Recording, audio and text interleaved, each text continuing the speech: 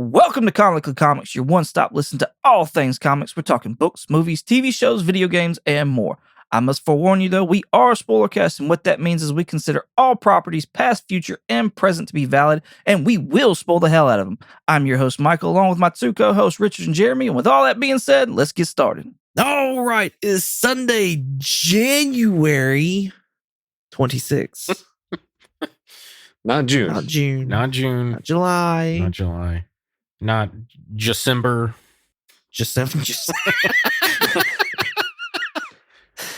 Nice. All right. More Creature Commandos. More of them because, we got more episodes. We only covered 2 last week. So if you have not listened to those, you're welcome to go back or just, hang out with us here because it's a little different, but whatever. No, what the fuck are you doing? Go back and listen to those other 2 episodes. What are you doing? They can go back afterward. We've already got them now. They're already listening now. They can go back afterwards. No, I'm fully committed. Stop what you're doing right now and go back. Jeremy, you split the difference. What were they doing? I would say just to stay because you never know what happens if you click out of it. Then you might end up somewhere else, and you don't want to do that. Hey, only psychopaths don't finish things. No, Don't be a psychopath. Continue to listen to us. Yeah. Anyways, on to episode 3 of Creature Commandos. Cheers to the Tin Man. In this episode, we get the origin of G.I. Robot. Nina and the Bride are released from being captured. Cersei and the Sons of Themyscira take on the Creature Commandos back at the palace. We've got several first appearances. If Jeremy's okay if I announce those real quick. Is that I don't know. Can I do that? Are you gonna be naming a country again? No, but Because we're already there. Right. It was the first time we've ever seen it. I didn't know that shit was in DC Comics. Did you know that shit was in DC Comics? I don't know what's in DC Comics hardly. So I mean, it's not. He doesn't know what DC Comics is, probably. Yeah. That's what I was gonna say from Wedding Crashers. I don't even know what the fuck a DC comic is. Because it's even just a little side note. I know we were talking about this before podcast, but I've gotten my sons into playing Marvel Rivals with me, and they'll be like, "Hey, who's this?" I don't know. Luna Snow. What do you mean? Exactly. What do you mean you don't know? They have their names and character bios. I know, on but the game. they want to know they're like, "Who is this?" I'm like, "Well, I mean that tells their name right there, Luna Snow." I'm like, "But I can't tell you any kind of backstory on them. I don't know. She's apparently an ice person." Jeff the Land Shark. yeah. I don't know where he came from either. I know. Discussed by Richard. In all fairness, Luna Snow is really new. Yeah. Super, super new. Yeah, well, it's not even I don't expect him to know it from the comics. I'm saying there are character descriptions of the characters in game. I'm not going to go out there and read all those. Anyway. I'm just spamming buttons over here. Fight. All right. First appearances, no continents or locations, whatever this time around. Sergeant Rock, Our Army at War. Number 82 is a cameo, and number 83 is a full from 1959, both those issues. Little Sure Shot, Our Army at War, number 127 from 1963. Canary, Our Army at War, number 126 from 1963. Bulldozer, Our Army at War, number 95 from 1960. Dr. William Magnus is from Showcase number 37. Wild Man, Our Army at War, number 113. Jeremy, you're really going to like these. Okay. Shaggy Man, Justice League of America, number 45 from 1966. Fisherman from Aquaman, number 21 from 1963. Animal Vegetable Mineral Man from Doom Patrol, number 89 from 1964. Crimson Centipede from Wonder Woman 169 from 1967. And that's all I have for this episode. There'll be more on the next one. Oh, Lord. Those are deep cuts, Jeremy. Yeah, James Gunn loves his deep cuts. Whelmings. We got to do Whelmings now. Jeremy, what is your whelming of this episode? Cheers to the Tin Man. I'm still just kind of in the whelmed. I enjoyed this one probably a little bit more than the last two.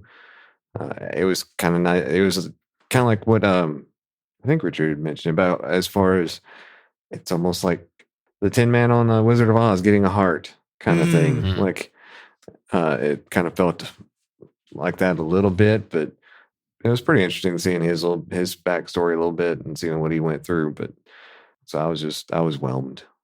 Well, all right then, Richard, what is your whelming?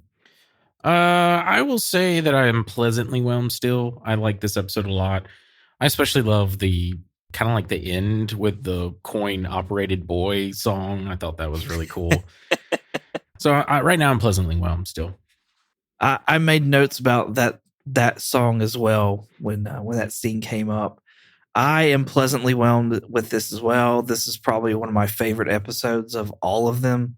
I don't know what it is. You kind of start to see what James Gunn is doing here, and I think he really hits it home by episode 4, which we'll talk about next. Mm-hmm. Yeah, I really like G.I. Robot. I like him a lot. Like he's just, I don't know what it is. I just do. I like him. I just like him a lot. I like the subtle hints to other things as well in this episode too. Like, we're talking about earlier, Dr. William Magnus. He's the creator of the Metal Men. And so like, that's a property that's kind of been hinted at being used. Like, will James Gunn do it? Do you think James Gunn has it to make a Metal Man? Yeah, probably. Knowing James, he'll probably do something with that. Yeah, no, I thought that was cool. I don't think in the comics, though, I'll be honest with you, I don't know dick all about G.I. Robot and the Metal Men and stuff like that. Yeah. But is G.I. Robot connected with the Metal Men at all? I think that's something, when I was looking that up, I think that that's just something James decided to do is like, hey, G.I. Robot was kind of like the blueprint for Magnus to make the Metal Men. Right. I'm going to say, because I don't know for a fact either, but I'm going to say just off the top of the head with the differences in ages. Mm-hmm. I didn't put down the age for Showcase 37. That's my bad. But that's probably around the same time. But I mean, also like G.I. Robot was in a different title. That's not to say they can't be related. Mm-hmm. You got Showcase on one side and you got, Our Army of War at another. I don't think they were doing a whole lot of crossing at that point in time. Yeah. So, like, is it possible? Yeah, sure, it's possible, but I don't think that was done either. And somebody in the audience, please correct us on IG. That'd be fantastic. Mm-hmm. I'd love to hear from you. Starting out, I like that the sons of Themyscira, like they just tied the bride up. First of all, she got her arms back. I guess Cersei was like, okay, enough of the flappy arms for you. You can just be in the regular arms now. And they put Nina in a tub, like with barbed wire over the top. Now, I still think Nina should have been able to get out of the barbed wire tub top. I don't know. But they went to all that effort to just incapacitate them. Like that was not kill them, even though they were shooting at them. Like, like I don't know. It's a little odd. It is odd. Wasn't it supposed to be the bait though, so that they would be dealing with that, so they could go get the princess? Right. But still, like Nina was right there, like gonna die. Yeah, they could have just left her. That's true. Yeah, I was wondering about the arms as well. That was one of the things that bugged me. I'm like, that's a huge continuity error. Like, what can we have that? Like, when Cersei leaves, does that mean like her magic is undone? Like, how does that work? They could have used them to like tie her up with. Use their own arms. See, that would have been funny. That would have been really funny. That would have been funny. I honestly was thinking that it was going to be a permanent thing and she was going to have to like go dig up a new corpse and like attach a new arm to herself so it would work again. That's funny. I just figured Cersei gave him back. Like they tied her up and she was like, okay, you can now have your arms back. Mm. Like that's just kind of what I took it as. Yeah. Same here. After the fight with Cersei, you have Weasel come in and he is just freaking massacring her. Just going ham. Just being an animal. And then you got Phosphorus walk up to her and he just like sears her face. Yeah. And the bride sits there and looks at Rick Flag and makes the line, "You wanted monsters, you got monsters." And I was like, wow, that was, I don't know. It was a perfect moment for that line. I was just because I mean, Weasel was going to town, freaking doing, I guess, what Weasel does. That was the moment where I kind of liked it a little bit too, as far as, because it wasn't trying to be too gimmicky or funny. It was just like, these are monsters, and there's some people that do some rough things. So yeah, I liked kind of that little bit of a turn there. Yeah.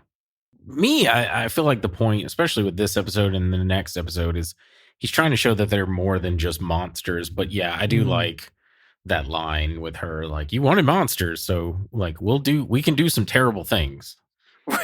Right. Right. I don't really have much to say about that, but it was really cool seeing, especially like, I was like, yes, let's go Weasel. I was gonna say, we haven't seen him do much of anything other than like drowned in the one movie and then lick his crotch in this one.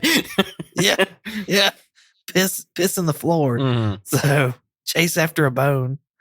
I was saying that the one part that was like a little, I was like, oh, that's the really is whenever he's with the meeting of the collector guy, whatever, the guy at the end, and they're on that little group meeting. And I mean, it sucks for them, but you get a robot that was programmed to kill Nazis, and you're sitting there hanging a Nazi flag. Yeah, well, they were neo-Nazis. Like, that was the thing. Like, but I mean, like, you can't, like, that just that whole thought process did not make the full circle there. So. I fucking love that. But like, I have to mention this when it shows the like GI robot was brought like on trial and sentenced to prison for doing that. My wife was mentioning, she was like, a guilty verdict. That sounds like something a Nazi would say. That's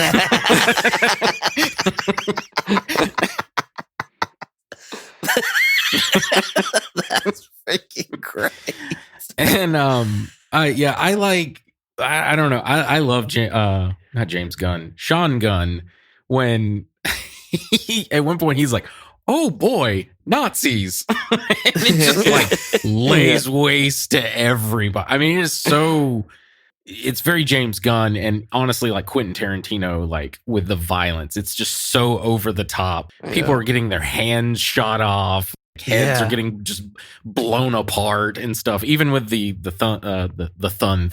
sons of Themyscira, like it was the same way. It felt very James Gunn returning to his old like trauma days, if you will. I don't know if I've mentioned that in the past, where he used to be part of Trauma, which did like really, really like hyper violent B movies. So it felt like him kind of returning to that, but it was like in animated form, but I thought it was cool. Yeah. He had one scene where like GI Robot was just cutting through like all these like sons of Themyscira. And then like it got to one guy that filled up the screen. And then you were back in the room with the neo-Nazis. I was like, it took my second watch or so to like actually like take myself out of the show and actually see that artwork for what it was. And I was like, that's really cool. Like to just, you had me in one place and then I didn't even know you moved me to another. Yeah. That was really smooth. I really liked that. I really enjoyed that. Agreed. GI Robot stole the show here. I mean, like this was his episode. Don't get me wrong, but the way that they've put humanity in him, you know what I mean? With like, what robot sits there and laughs in enjoyment, you know what I mean, of anything, you know what I mean? Yes, he's programmed to kill Nazis, so like he is in his happy place at this point in time. He's told that these people are Nazis, and so he is fulfilling everything, and he's just enjoying it and laughing about it. And I'm like, this is fantastic. I freaking love it. Well, even at like the beginning where he has like the PTSD moment and has like harrowing visions of his origin, if you will, like where he's seeing, was it First Company or whatever, and Easy Company, that's it. Yeah, anyway, he's remembering them and he's like sad that they're now gone or whatever. It's a very like humanizing moment for him. Yeah. Also, when he's like being hung up for experimentation by Magnus, and he's like talking about like that's what he like. If he didn't have his programming, that's what he want. He just want to be with the boys. Mm-hmm. That was another one of those. I Yeah. was like, oh, GI Robot, you got a heart. Yeah, exactly. Yeah. Like seeing his quote unquote upgrades that, Magnus had promised him kind of. Mm-hmm. Because, at the beginning, he did that where he did on the stilts, Mm-hmm. like raised Mhm. up and shot everybody. But then at the end, he did like the hovercraft kind of thing. And I was like, oh, well, that's a nice upgrade. Yeah, it was nice. I didn't even honestly put 2 and 2 together with that, Jeremy. That's a nice catch. Like I didn't even realize that's what Magnus did to him, because like also he had like the guns on guns on guns, like arms. Yeah. Yeah.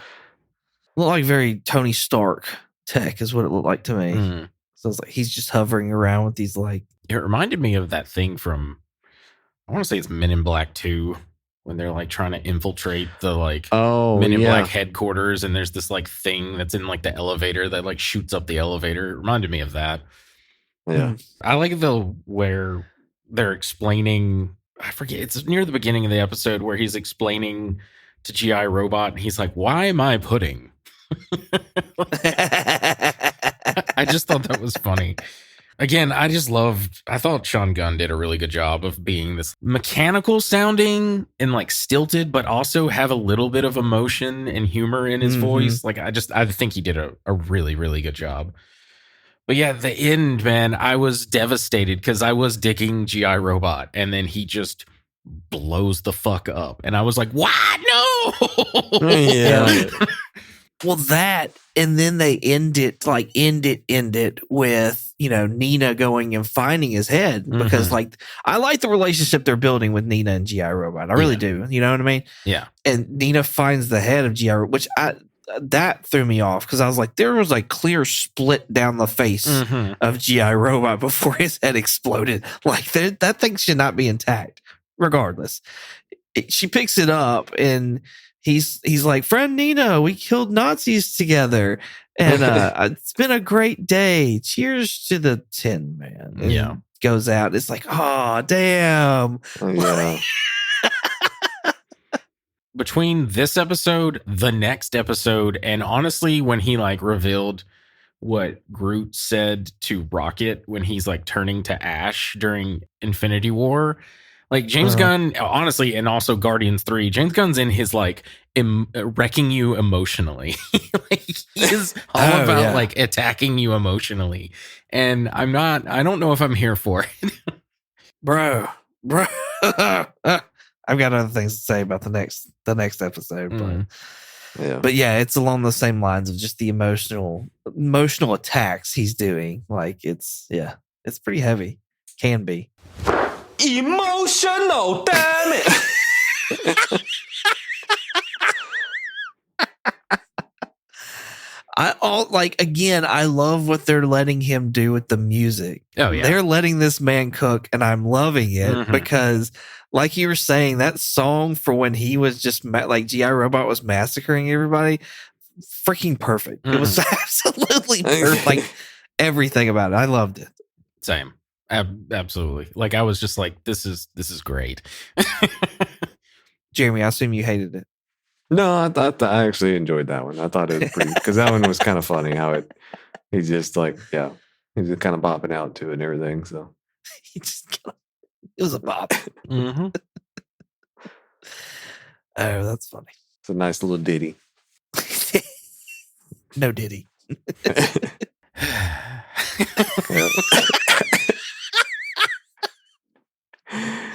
You keep saying that. John Mellencap's going to come for us. I'm just telling you. Why? Because that's what is that not what you're referencing? Little ditty about Jack and Diane, 2 American kids doing best they can. Oh no. Oh yeah, life goes on long after the thrill. Oh no. Really? Okay. Anyway. I mean, I know that song. All right. Anyway.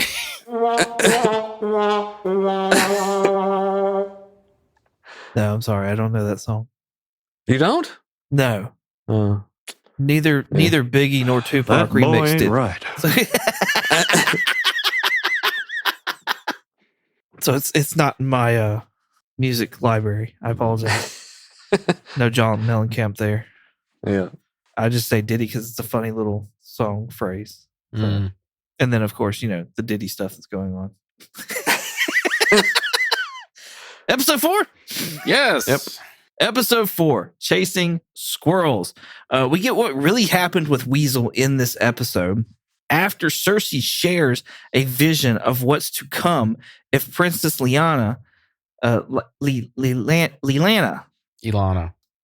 thank you. Waller sends the creatures back to eliminate her. We got some more first appearances, Jeremy, so hold on to your butts, okay? That's a Jurassic Park reference, by the way. John Economist. No. Sorry. Gorilla Grodd, Flash 106 from 1959. Dr.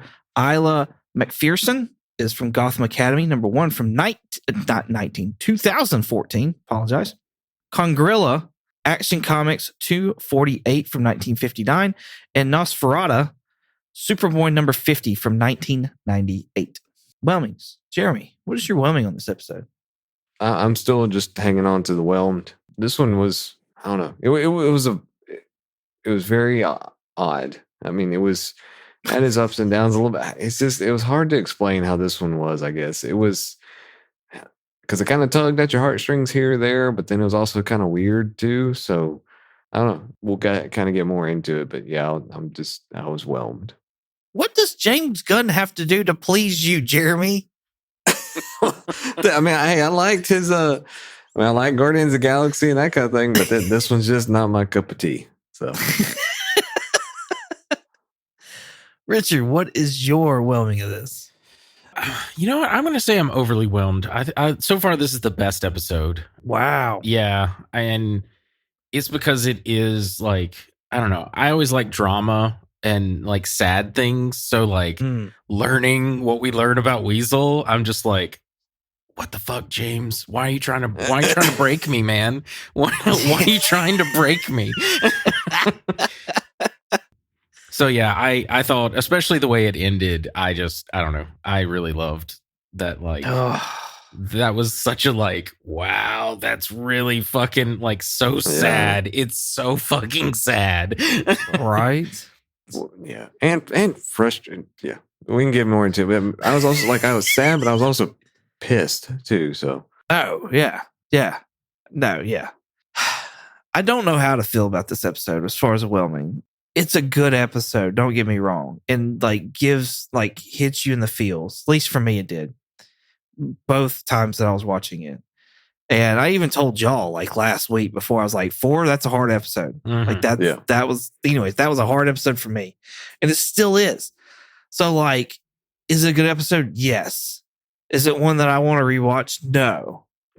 Is it pivotal to the story? Is it pivotal to what James Gunn is trying to, as far as what I think his message is? Yes. I don't know where to put this on my whelming. So, because I also hate James Gunn that he made me feel like. I'm just gonna say I'm gonna go with pleasantly whelmed on this one, but I think it could be higher if I could just get out of my feelings. So yeah. And since we're already talking about this, let's just go ahead and let's just flesh this out a little bit. All right. So the story behind Weasel is that he was found was this an orphanage or was this just a school? Like, what the fuck are these kids doing here? That was my one thing. I wrote a note about like, why were the kids there at the school anyway? I don't think they were an orphanage. I think the kids were just there after school hours, like fucking around until their parents got there or something. I don't know.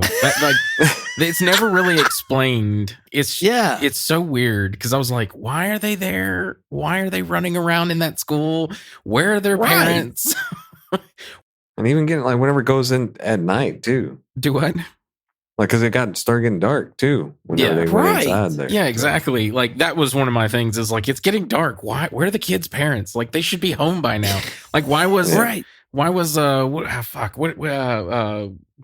janitor from The Simpsons? I can't think of his name right now. Willie. Willie, yeah. Like, why was he there collecting mushrooms? Like, what the fuck was going on? Regardless, the kids are out of school, and Weasel is in the woods and he's watching them. And you think, oh, this is where Weasel's going to he's going to this is where he's going to find the kids. This is where he's going to massacre them. And they come out and they say it's 8 kids. Weasel winds up befriending them and he's essentially their dog and just having a good time with these kids.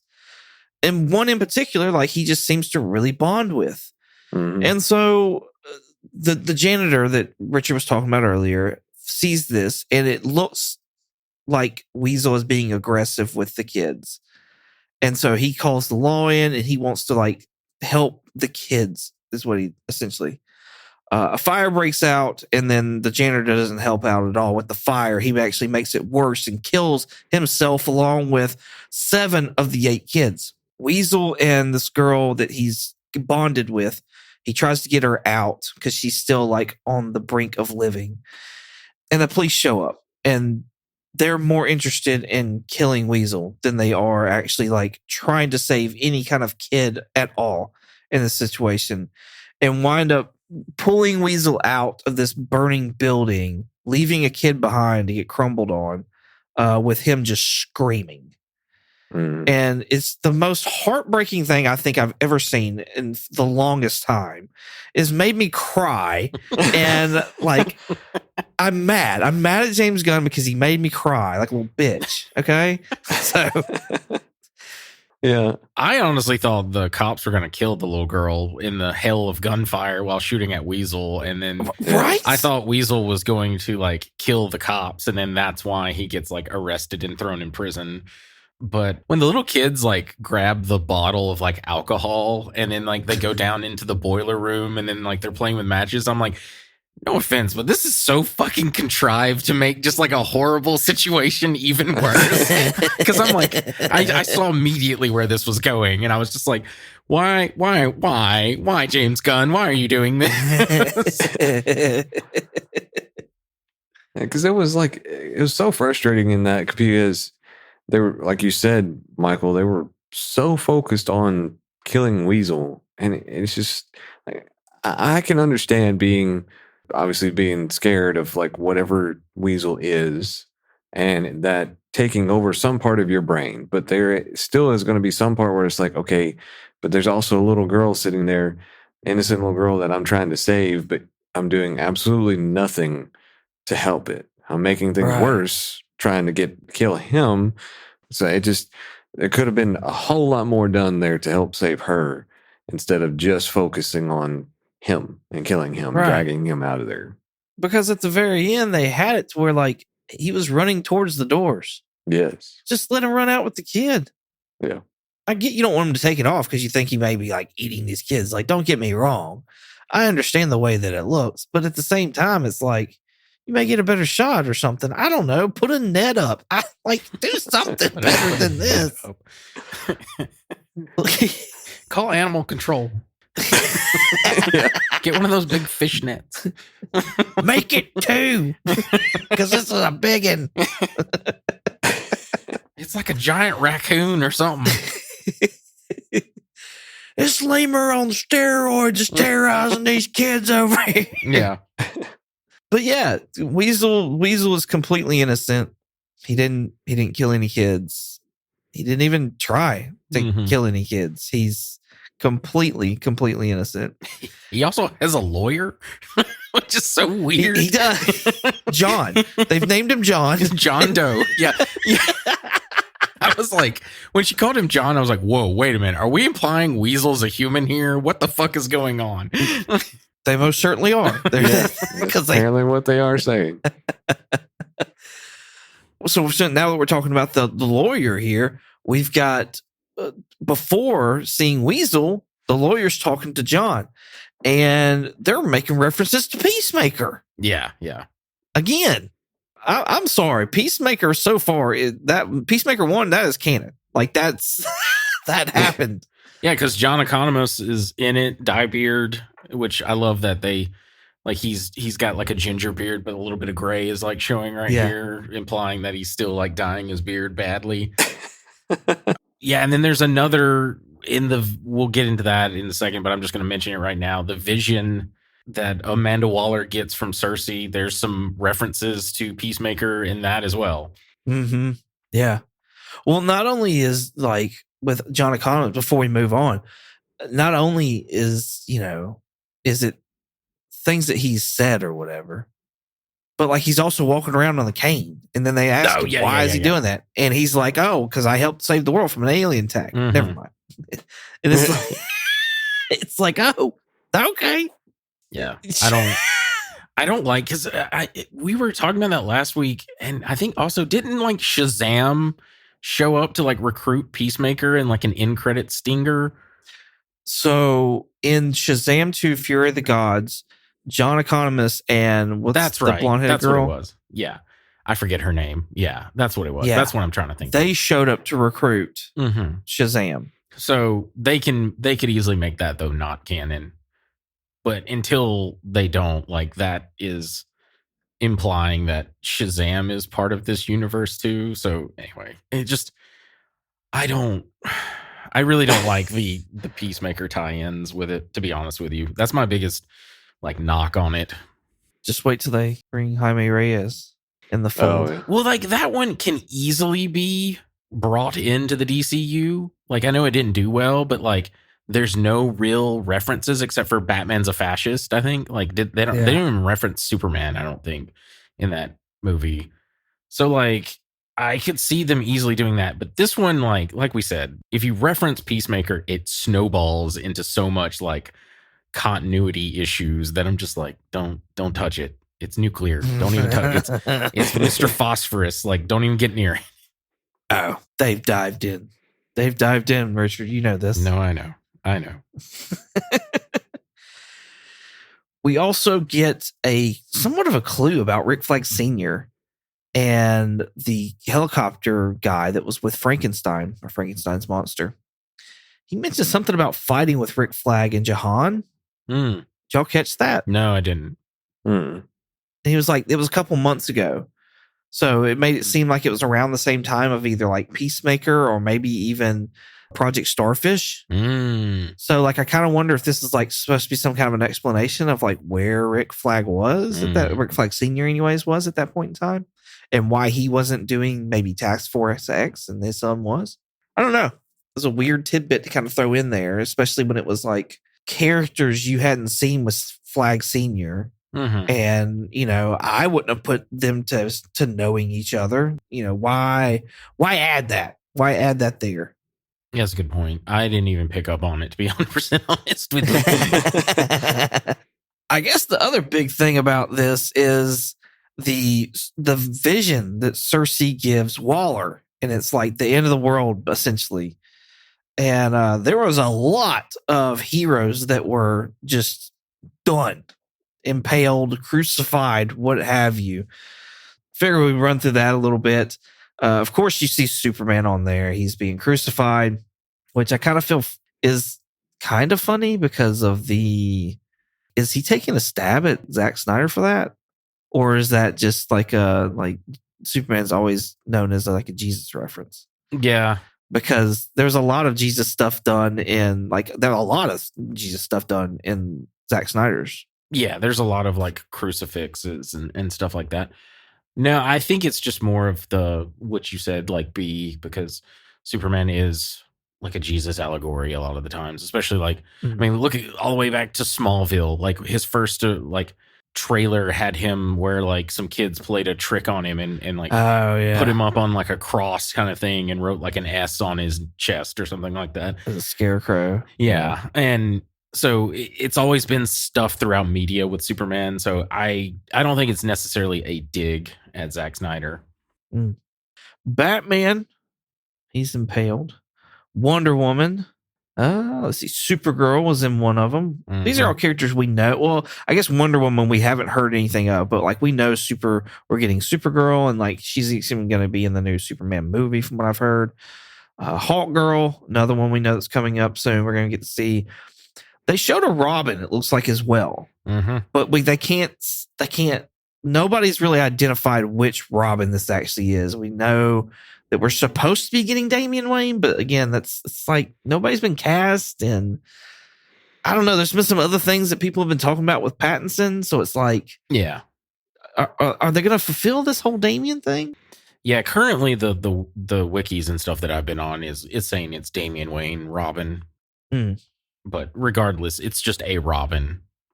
There was somebody with blonde hair that was impaled. A lot of people were saying Aquaman. A lot of other people saying Booster Gold. Yeah, that's Booster However, is it Booster Gold? Mm-hmm.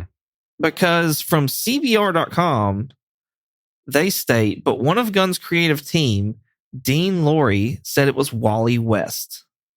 Oh, well, that's Wally West there's another Booster Gold, but Wally West is on the list that I have. But yeah. Okay. So there's another blonde person. Yeah. Gotcha. Okay, so we got a Booster Gold. I haven't seen Booster Gold yet. So we got a Wally West. Of course, Peacemaker, that was front and center. Like, poor Peacemaker. He did not turn out well at all. And Vigilante apparently was on a spike as well. Mm-hmm. Making more reference to Peacemaker season 1. Mm-hmm. And Starfire was spiked as well. Yep. Is there anybody that I didn't mention that you've got on your list, Richard? Judo Master was another from Yes. from Peacemaker. I can't remember. I think you may have referenced this, but Blue Beetle is on there. I didn't. Booster Gold, I mentioned that. Guy Gardner, Green Lantern, is in there, and Mr. Terrific. And that's wow. Well, a lot of those people we are seeing in the upcoming Superman movie, but it's interesting. It's interesting to see some of those, but not our other ones. Like I said, Aquaman. Like that's not a thing. So, especially with James Gunn not James Gunn, but Jason Momoa is confirmed to be Lobo now. He wasn't on a spike, but he's also a bounty hunter. So, I wouldn't necessarily see him coming to save the world. No. Yeah. What do y'all think of this Vision? Y'all think it's legit? I don't know. It seems like a lot for her little princess to take on, but I mean, she usually could, I guess. Flag isn't going to know one way or another. he's too much in the feels, in the vapors. The vapors. It'd be interesting if it is, because I mean, that's just kind of a whole new, different spin on things. Yeah. My note was, well, first off, I was like, what? Gorilla Grodd? Like, we see him with her. And then I was like, ain't no way she killed all those heroes. Ain't no fucking way. Like, I need a better explanation other than she had her army of, like, tech knights and fucking dropping nukes. Like, because I'm just like, Superman could easily handle stuff like that. Like, what are you talking? Yeah. And then you've got all these other heroes included. I'm like, no, ain't no way. Like, I need a better explanation. So right now, I'm gonna say no, but it does make me sus of her because I have been sus of her for a while. Like, I was thinking how it could work. I was like, well, she's from Piccolo-stan. That's where the Frankenstein creatures were created. So I'm like, maybe she's gonna make like an undead army of like tech knights, and that's how she's able to like defeat Superman or something. I don't know. Right now, I like to give you a definitive answer. I'm gonna say it's all bullshit, but I know I'm probably wrong there, and that there is gonna be like a twist of like she is a villain or something as the story goes on. So if it is real, are any of these characters that we don't know or confirmed yet, are you excited about seeing any of them? Well, like, what do you mean? Like the ones that are just guessed at, like which character they weren't necessarily in there? Not so much necessarily guessed at, but like, okay, Starfire. So like we've never seen, Titans had a live action Starfire. Yes. But like we've never seen one in like a movie or anything like that. And James Gunn has not come out and said anything about us having Teen Titans or the Titans group or anything like that. So having like a Starfire, that could be really cool and lead to other things. Let's see. We know we're going to Booster Gold. We presume, he said something about Zolo or whatever coming back as Blue Beetle. So there's those. I'm blanking. A Wally West. So a different Flash. Not a Barry Allen Flash, but a different one, a Wally West one, which I think is, I feel like he's gotten as popular as Barry, if not more popular. Yeah. I know a lot of people like Wally. Well, he's technically our Flash, like our generation Flash. Barry Yeah. came before us, and then he did Yeah. the Infinite Crisis, where he like whatever ran himself so fast he like evaporated, if you will, and then Wally took over as Flash, and then the one from the animated series, that's Wally West.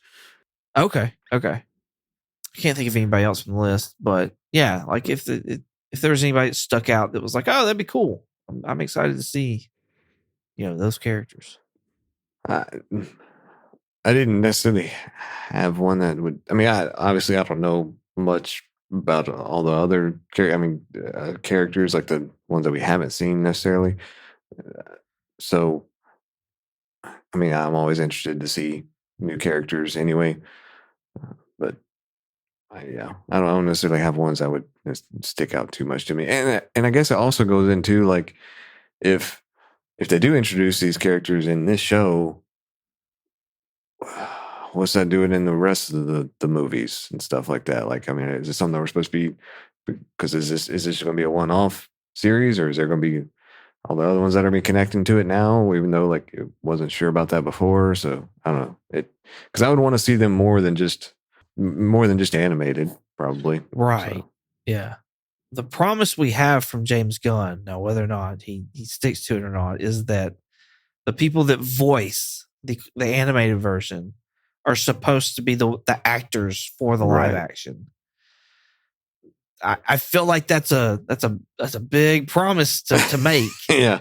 So I'll believe it when I see it, but that's what he was adamant about. Mhm. So yeah, because I mean, depending on what they show in this, I mean, they may not have anything slated for them, and it would take several years before they would make that movie, like release a movie. So, right, who's to say that person would still be at the right age range or whatever to still do that movie?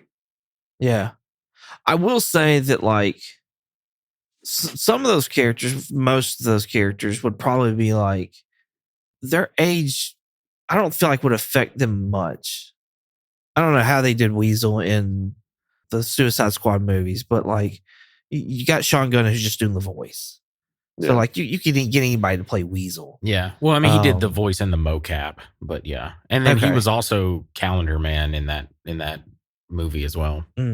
Yeah.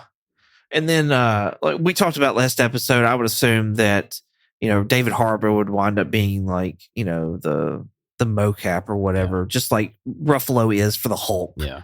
So they probably use his likeness too. I mean, Ruffalo, I think he's getting up there. Yeah, he is. I think the biggest one for me would be like the Bride. Mm-hmm. You know what I mean? Seeing like how would that work as far as like her age, but the Bride and Nina are the two that I'm like, how exactly is that going to work? Is that going to be a CGI character, or are you going to do like Hellboy, where like, what's his name? Ah, man, I can't think of the actor. Abe Sapien. No, well, yeah, no, I know Abe Sapien, but there's Niles from Frasier. Well, that's the voice. The guy who actually physically embodies Abe Sapien is a different actor. I can't think of his name. He does famous like stuff because he's a very thin man. So they can put I think all he was this Silver Surfer for the Fantastic Four movie too. I think you are right. He's been in a ton of things, and I'm just like, I can't think of his name right now. I usually know it off the top of my head. Anyway, like they could easily do something with prosthetics for Nina as well. So it's like, what are they plan on doing it with that? Yeah. No, you make a good point though, Jeremy, of like, when are we going to see like, how long are we ever going to see him again? Like, just because we have him here does not mean that he's going to use him for other things, because James Gunn even sat there and said like the chapter doesn't even really start until Superman. Mm-hmm. So like the story hasn't even really started yet. Like this is just, what's to come kind of. It's almost like a big trailer for like, here's what James Gunn could do with the DCU. Like, but I will say we are going to see Frank Grillo as Rick Flag Sr. in Superman coming up. So we do get at least that. Yeah. I'm excited to see for sure Wally West Flash. I definitely want to see that. I think that would be cool. Starfire, I could take or leave. Like, I've never been like, I like the Teen Titans cartoon, not Teen Titans Go, but like Teen Titans. And Yeah. that's about as far as it goes for me with the Titans. I don't really care about them. Booster Gold, obviously, I want to see that. I think that would be cool. And the rest we're gonna see probably when Superman comes out, because Hawk Girl's gonna be there. Mr. Terrific's gonna be there. Guy Gardner's gonna be there. Supergirl's rumored to be there. The only ones we won't see are Peacemaker, Vigilante, and Judo Master, and I get them the fuck out of here. I don't care about them. I'm so excited Judo Master's coming back. I'm just letting you know. Oh man. Cool. Well, y'all got anything else for this episode? No, I'm good. I actually do, but I'll just run through them real quick. I love the line that Waller, when Rick Flag's like refusing to kill Ilana, and she's like, we need less more of a whiny bitch and just bitch or whatever. I thought that was funny. Eric Frankenstein is such a fucking man baby. I really don't fucking like him at all. Yes. Like, we didn't even mention that, but like when he comes in to attack Rick Flag at his home or whatever, and then Eric Frankenstein's all like, "Oh, you're after my beautiful bride or whatever," and he's like, "Oh, the bride," and I'm like, Rick, how dumb are you? Like, he's a giant man made of like parts of people stitched together. Like, of course he's talking about the bride. Like, what the fuck, man? Yeah. Right. I liked his when he's like on the back of Frankenstein. He's like, I'm willing to bet that your eyeball is not bulletproof like the rest of you. Yeah. He's like, he said something or whatever. And he's like, no, I think you owe me an apology because you came into my house and started beating me up for no good reason and put me in this uncomfortable position on your back to the point where I'm going to blow your brains out. Mm-hmm. I love the line that David Harbour says to Rick Flag he says, you dilfy piece of shit. I thought that shit was funny to me. And then the last two, I just was like, it's just what we already talked about, but I was just like, what the fuck, James Gunn? Like, what? Like, he's probably chasing squirrels line. I'm like, this is the most gut-wrenching episode. Oh, yeah. Right. What Richard's referring to is Weasel is laying on the plane sleeping next to the bride, and he's like a dog. He's just sitting there just kind of whimpering and moving his arms and stuff. And or maybe it was Nina he was next to. Regardless, Nina asks, I wonder what he's dreaming about. And the bride responds with, oh, he's probably just chasing squirrels. But you just got done watching this horrific scene of him trying to save this little girl that he had bonded with, out of this fire and getting shot at, essentially. Mm-hmm. So, yeah, to end with that, it's just like, fuck. And going back and doing a rewatch for me, it's kind of like, and especially knowing what I know about, the upcoming characters, mm-hmm. It dawned on me. It was like what you were saying earlier. These creatures are not necessarily these are not monsters. Mm-hmm. And on top of that, the whole chapter is supposed to be called Gods and Monsters. And in each of these episodes, freaking normal people have created these monsters. So, like, who really are the monsters at this point in time? Oh, yeah. You know what I mean? Yeah. Like, Dr. Frankenstein creates the bride. Mm-hmm. And created Eric, mm-hmm. who he didn't control or whatever, and went on a rampage, which then sat there and got the bride and made her the way she is. Mm-hmm. And you got Weasel, who was actually a good creature, it seems like, mm-hmm. and because man sat there and judged him or whatever and mm-hmm. tried to get rid of him. He's now deemed a killer of 8 children, even though he didn't. Yeah. Who was the one? Who am I missing? There's one before that. I can't think of. We just talked about it. The only two that we had is GI Robot and Weasel and Bride. GI Robot is sitting there and made by the government to sit there and kill Nazis.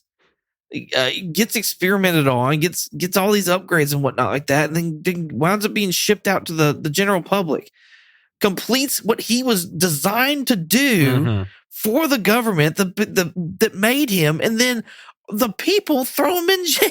It's like, who are really the monsters here? Yeah. Well, I think I do think that's the point of this with James Gunn. I think we're going to learn that with the crap. What's the superhero team that's like really obscure that has like the architect, the Authority. The Authority. I think we're going to learn that with the Authority. I think they're going to be viewed by the public as like good guys, but they're the bad guys.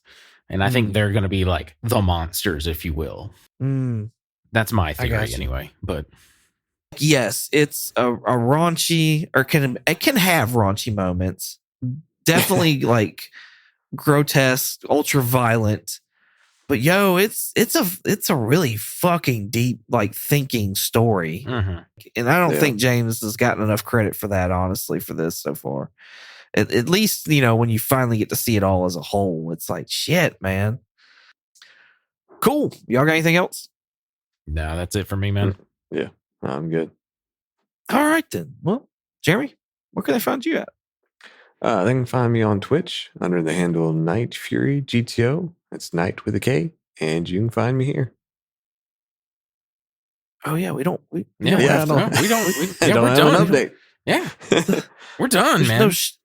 There's no cheers. There's no shit. What the fuck do I do with myself? Richard, where can they find you at? I mean, I can do it for old time's sake.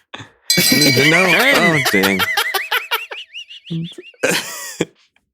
Shame for me not knowing what to do. Yeah, there you go. If you want to contact me directly, I have an X, the platform formerly known as Twitter, an Instagram, a Blue Sky, and a Threads. My handle is Night Curry, night like day and night, and curry with a K. If you want to contact us directly, we have a Gmail. Our Gmail is comicallycomicspodcast@gmail.com. And if you want to check us out on YouTube, possibly TikTok, we'll see. It's back now, I think, actually. So TikTok, we'll see. I don't know. Anyway, and Instagram, you can check us out under the name Comically Comics Podcast. And if you want to check us out on X, the platform formerly known as Twitter, you can check us out under the name Comically Comics with an X. Awesome. Come back next week. Join us. We'll do another 2 episodes of Creature Commandos. You can find me on Instagram, eBay, Shortbox22_comics, as well as YouTube at 22_comics. Thank y'all so much for listening. Hope you enjoyed as much as we did making it. With all being said, say goodbye, Jeremy. Bye, Jeremy. Bye, Jeremy. Bye. Do you see something interesting out there, G.I.? Can I call you G.I.? You just did call me G.I. Yes, I did, didn't I? Have you checked all these people's identification cards? No, we haven't done that. Why would we have done that, G.I.? To see if there are any known Nazis. If so, they will be dispatched of in short order. Well, I don't think there are any Nazis here. That's what a Nazi would say. What?